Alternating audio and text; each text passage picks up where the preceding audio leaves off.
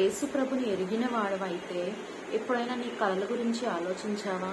ఈ కళ వచ్చింది నాకు, ఇంత ఆశీర్వాదంగా వచ్చింది, లేదా ఇది శిక్షతో కూడిన కళలా ఉంది, ఏంటిది అని ఎప్పుడైనా ఆలోచించావా? లేదా ఇదేటోలే, ఎందుకు వచ్చిందోలే, ఏదో బై కోఇన్సిడెన్స్ వచ్చిందోలే, ఏదో ఆలోచిస్తుంటే అదే వచ్చిందోలే అని నువ్వు దాన్ని తీసి పక్కన పడేసావు. ఒకసారి ఆలోచించుకోవాలి. ఎందుకంటే దేవుడు మాట్లాడుతున్నాడు యోగ గ్రంథంలో, మనం నశించిపోకుండా, మనం తలపెట్టిన చెడు కార్యాలు జరగకుండా, మనం గర్వాన్ని అణిచివేసేటట్లు దేవుడు కళలో మనతో మాట్లాడతాడంట.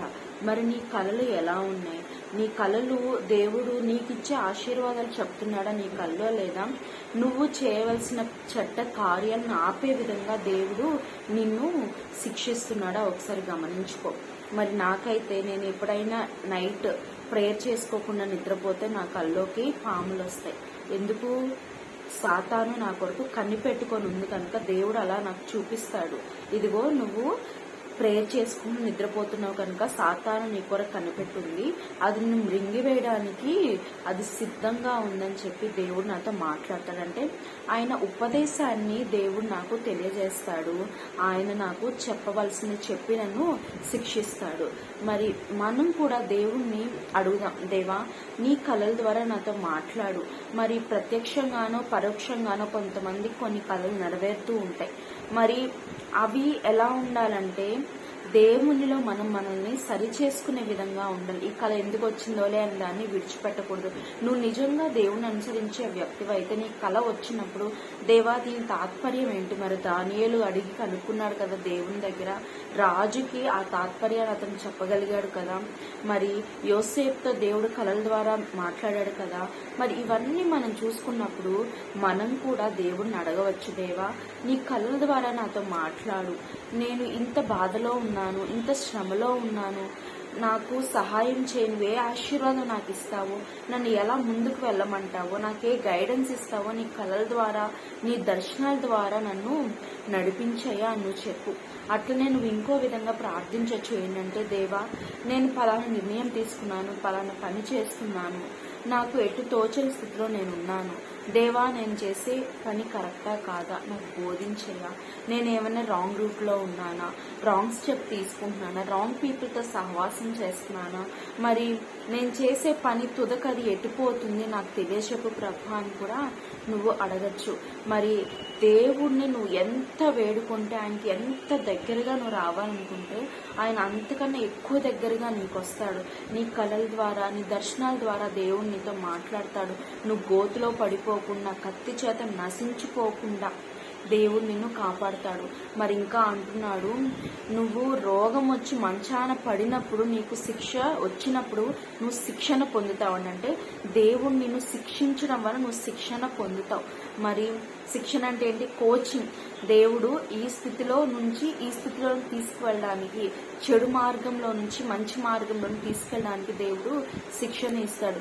మరి నీకు కలిగిన రోగాన్ని బట్టి దేవుణ్ణి దూషించద్దు, నీకు కృంగిపోవద్దు. కానీ దేవుడు నీకు చెప్తున్నాడు, నీకు కలిగిన రోగం నీ శిక్షణకే, నీ మంచికే, నువ్వు మంచి బాటలో నడవడానికి, నీ గర్వాన్ని తీసివేసుకోవడానికి. చాలా మంది ఉంటారు కదండి, వారికి ఉన్న దాన్ని బట్టి ఎంతో గర్వం, వారికి ఉన్న అందాన్ని బట్టి గర్వం, వారికి ఉన్న డబ్బుని బట్టి గర్వం, వారికి ఎంత ఉన్నా ఏది ఉన్నా వారికి గర్వము. జ్ఞానం ఉంటే గర్వము, ఏదైనా చూసుకొని గర్విస్తూ ఉంటారు. కానీ దేవుడు అంటున్నాడు, ఆ గర్వాన్ని నేను అణిచివేస్తాను. ఎలా? నీ కళల్లో నేను నీతో మాట్లాడతాను, నేను సరి చేస్తానని దేవుడు చెప్తున్నాడు. మరి ఆయన శిక్షణను మనము ఆహ్వానిద్దామా? దేవా నాతో మాట్లాడు, టీచ్ మీ, గైడ్ మీ, నన్ను శిక్షించు, నేను తద్వారా ఆశీర్వాదాలు పొందుకోవాలి కనుక నీ గైడెన్స్ నాకు కావాలి, నీ శిక్ష నాకు కావాలి, నీ శిక్షణ నాకు కావాలి, నన్ను నడిపించయ్యా అని దేవుని మనం వేడుకుందాం. ఎందుకంటే ఆయన లేకపోతే మనం ఈ లోకంలో ఏది సాధించలేము. ఆయన ఉంటేనే మనము ఫుల్ఫిల్డ్గా ఉంటాము. మరి ఆయన మనల్ని కంటెంట్ఫుల్గా మనల్ని ఆశీర్వదించే దేవుడు, సగం సగం చేసే దేవుడు కాదు. నువ్వు కంప్లీట్గా ఆశీర్వాదం పొందుకోవాలంటే కంప్లీట్గా ఆయనకి సరెండర్ అయిపోవాలి. నీ జీవితం సంపూర్ణంగా ఆయన చేతికి అప్పగించబడాలి. ఏముందులే, ఈ సీరియలే కదా, ఈ సినిమానే కదా అని నువ్వు అదొక్క విషయంలో నువ్వు ఎక్స్క్యూజ్ పెట్టేసి మిగతా అంతా నేను దేవునితో ప్రయాణిస్తున్నాను నువ్వు అనుకుంటే అది కుదరదు, అది చెల్లదు. ఎందుకంటే నీకు ఆశీర్వాదాలు రాకపోవడానికి కారణమే నీ సగం సగం భక్తి, నీ సగం సగం జీవితం. కాబట్టి దేవుని వైపు కంప్లీట్గా మళ్ళీపో. ఆయన నిలవబెడతాడు. క్రొవ్విన ఆహారంతో ఆయన నిన్ను నింపుతాడంట. ఇరుకలేని విశాల స్థానానికి ఆయన నడిపిస్తాడంట. మరి ఇంత గొప్ప ఆశీర్వాదాలు ఉన్నప్పుడు లోకం వైపు దేనికి మనం వెళ్ళడం? మనం అనుకుంటాం సగం సగం ఉన్నా ఏం కాదులే, ఆయన దీవిస్తాడులే అని. ఆయన నిజంగా ఇచ్చే దీవెన సగం సగం ఉన్నా ఆయన ఇవ్వడండి. మరి నువ్వు చేసే పనుల వల్ల నీకు టెంపరీగా గొప్ప ఆశీర్వాదం వస్తుందేమో కానీ అది పర్మనెంట్గా ఉండేది కాదు, అది టెంపరీ వరకే. కాబట్టి దేవునిలో నువ్వు స్థిరపడు. దేవునిలో సగం సగం భయభక్తులు చూపించద్దు. దేవుని శిక్షకు లోబడు, దేవుని శిక్షణకు లోబడు.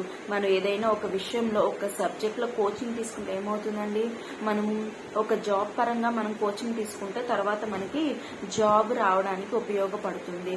లేదా ఒక ఎంట్రన్స్ మనం రాసినప్పుడు ఆ కోచింగ్ తీసుకొని ఆ ఎంట్రన్స్లో మనం మంచి మార్కులు సంపాదించి ఆయా కాలేజ్లో యూనివర్సిటీలో మనము సీట్ సంపాదించుకోగలం. మరి అట్లనే దేవుడు మనకు శిక్షణ ఇస్తే మనం కూడా దేవుని ఆశీర్వాదాలకి మనము సీట్ సంపాదించుకుంటాం. ఆయన ఆశీర్వాదాలు పొందుకోవడానికి మనం అర్హులం అవుతాం. కనుక దేవుణ్ణి మనం అనుసరిద్దాం. ఆయన కళల ద్వారా, ఆయన దర్శనాల ద్వారా నాతో మాట్లాడమని మనం అడుగుదాము.